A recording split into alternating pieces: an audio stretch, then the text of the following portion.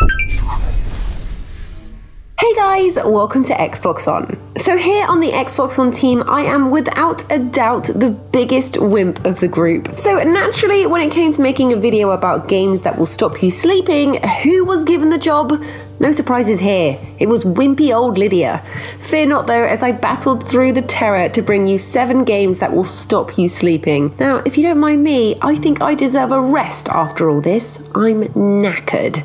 Little Nightmares is a genuinely creepy gem, and one that I can't recommend enough if games like Limbo and Inside are your cup of tea. The story of the game is left very vague. All you know is that you play the part of Six, a little girl in her yellow raincoat as she tries to escape the Maw. Unfortunately for Six, the Maw is filled with horrible monsters who all want to squish the life right out of her. From this guy with his long arms, to these chefs who want to put you in a stew, there's no shortage of things trying to end you. There are simple puzzles as you make your way from A to B, many of them requiring you to work out how to avoid your attackers. For example, a long-armed creepy guy can't see, so it's a case of quietly making your way around him and hoping he doesn't hear a single step. Whilst making your way through the levels, you can't help but appreciate that the art style of this game is awesome, making it feel like you're tiptoeing around a creepy children's storybook. As you progress from chapter to chapter, you'll start to realise things aren't all they seem, and no spoilers, but I personally really enjoyed the ending. If you played through Limbo and enjoyed it, you'll definitely like Little Nightmares. It's got the same platforming puzzle elements, the same constant dying, and the same unsettling atmosphere which will have you jumping at the slightest sound. There's a liminal story in both, so you'll have to jump to your own twisted conclusions as to what the hell is going on. It's not a game that's going to have you screaming at the top of your lungs, but it will have you hooked from start to finish. And who said sleeping with the lights on was being a wimp? What do they know?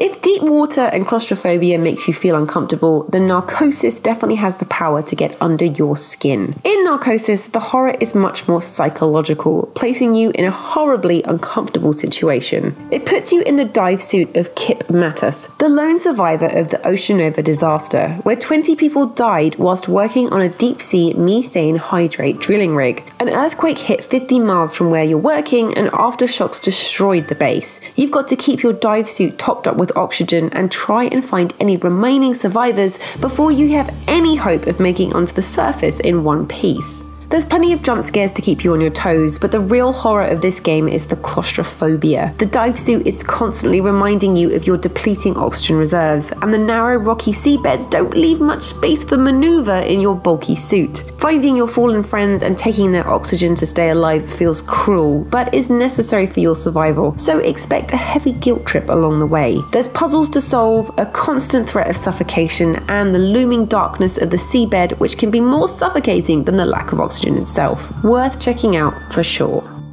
Now, I know Resident Evil 7 was one of the big releases earlier this year, but just in case you haven't given it a go yet, now is the time to let this truly unsettling experience get right under your skin. The Resident Evil series has taken a roller coaster ride when it comes to its style. From third-person fixed cameras that left you unsure of what lay around the corner, to full-out action games, Resident Evil 7 promised to bring the series back to its original creepy ways, but this time with a slight difference. For the first time, a Resident Evil game took place in first person, which in my humble opinion made it so much scarier. I can't help but feel like the horrors that unfold for the character are actually happening to me when you're seeing it through a first-person perspective. So what are these horrors? Well, Resident Evil 7 sees main character Ethan on the hunt for his missing wife. This hunt takes him to an abandoned old creepy mansion, which just so happens to be inhabited by the Baker family. Now, the Baker family have something a bit unique about them.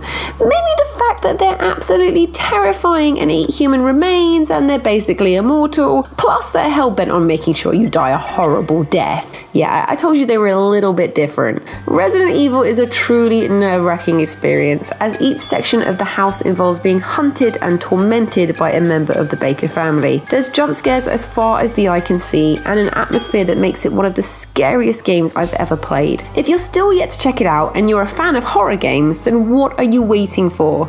Just don't expect sleep anytime soon.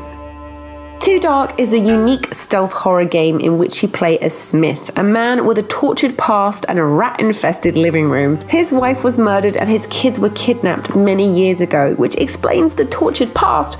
Not so sure about the rat thing. Said horrible events have led to Smith dedicating his career to rescuing kidnapped children, which is where your help comes in. Your aim of the game is to sneak into dingy places and rescue the kids you need to help. You'll use the darkness to help you, as enemies will struggle to make you out in the gloom of it all. They can hear your footsteps, so sneaking is priority, and you can use items to lure targets to you like candy. It's kind of like Hitman and Metal Gear Solid, except more hair and you don't eat the rats. Each area is very dark and uncomfortable, leading to some great tension and thrills as you navigate your way around these horrible enclosed spaces. Whilst it's not a jump out of your seat kind of horror, the tension and the creepy atmosphere more than make up for it. Picture the scene. You're working a shift at your pizza delivery job. It's 11 p.m. and you've got your last house of the night. You go up to the place, the lights are on, but the front door is open. Weird. Even weirder, the windows are all boarded up and the grass is overgrown. Either someone is lazy with their home improvements and gardening, or something strange is going on here. Oh well, you've got to earn a living and this pizza isn't going to eat itself. Of course, if it was me doing that job, I would just nope right out of there and eat the pizza faster than you can say, "This is a trap."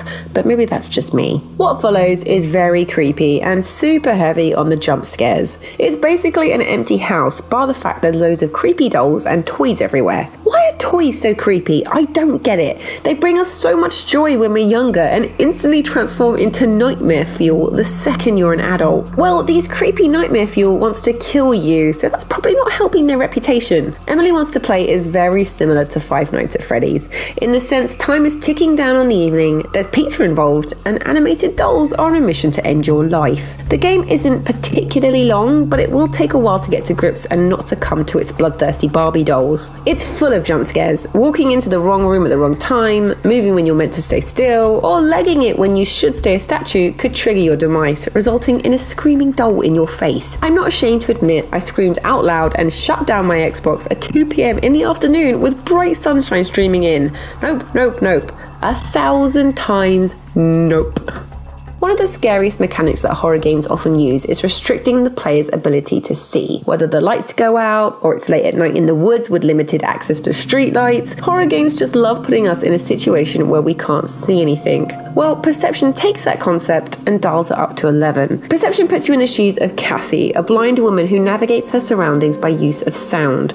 She hits her cane on the floor and uses the following bounces of sound to work out what lies before her. It's a short glimpse which is gone in a moment, and you never really feel like you know exactly what you're getting yourself into. Cassie keeps having reoccurring nightmares that leads her to explore an empty house in the middle of nowhere. You know the story, classic horror stuff. Of course, the fact that getting yourself around the house is difficult really raises the tension, as getting from A to B becomes a nerve-wracking experience. You've got to use sound sparingly as you work your way through this horror house. Do you have what it takes?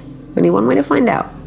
Nevermind is an interesting look at creepy, subtle horror. In Nevermind, you'll play as a doctor who delves into patients' minds to help them deal with their suppressed memories caused by trauma. From stressful experiences to phobias, it's your job to piece together what's happened to help your patients heal. The way it plays out is this. Each patient has their own level. You explore it, collecting 10 photographs that explain the patient's trauma in a muddled way. To get these pictures, you have to solve puzzles and go exploring into areas that aren't the most inviting. Once you've collected all the pictures, it's time to arrange them in the correct order to finally relieve your patient of the stress related to the incident. As you explore your patient's minds, you'll be confronted by some horrible surroundings, creepy sounds, and an all-around unsettling experience. Don't get me wrong, Nevermind isn't terrifying and it's not huge on jump scares, but the idea of exploring a person's deepest, darkest fears alone is enough to put you on edge.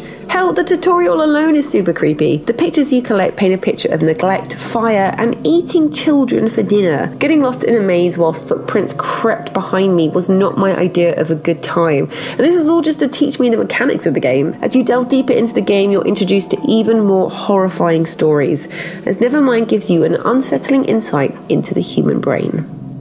And there we have it, 7 disturbing horror games that will stop you sleeping. Do let me know in the comment section if there's any terrifying games that I've missed. And don't forget to hit that subscribe button if you haven't already, and smash that like button if you enjoyed this video. I'll see you next time. Bye!